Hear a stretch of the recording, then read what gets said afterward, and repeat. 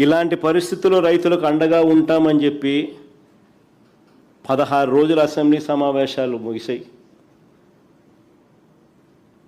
300 కోట్లు కాదు 3,000 కోట్ల రూపాయల ధర స్థిరీకరణ నిధి పెడతాము, తోడుగా ఉంటాము అని చెప్పాల్సిన నోట్లో నుంచి కనీసం నోరు మెదపలేదు. పైగా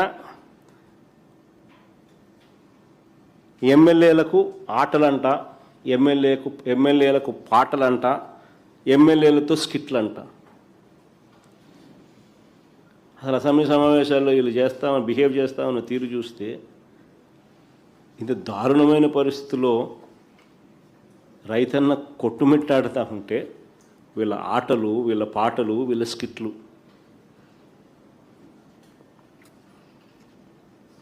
వీళ్ళ కాలక్షేపం. నిజంగా మరోపక్క వ్యవసాయ రంగంలో ఎంత సంక్షోభం నెలకొని ఉందనంటే వందలాది మంది రైతు కూలీలు ఆత్మహత్యలు చేసుకుంటా ఉన్నారు. ఈ ప్రభుత్వ లెక్కల ప్రకారమే, నా లెక్కల ప్రకారం కాదు, ఈ ప్రభుత్వ లెక్కల ప్రకారమే 2025లో ఆత్మహత్య చేసుకున్న 393 మంది రైతు కుటుంబాలకు, 2,472 మంది రైతు కూలీల కుటుంబాలకు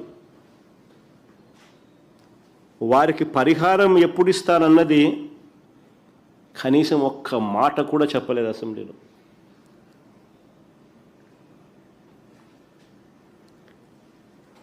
వ్యవసాయ రంగంలో ఉన్న సంక్షోభం గురించి, రైతుల కష్టాల గురించి చర్చించడం, మాట్లాడడం, వారికి భరోసా ఇవ్వడం, ఇటువంటివన్నీ కూడా కనీసం మచ్చుక కూడా చేయలేదు.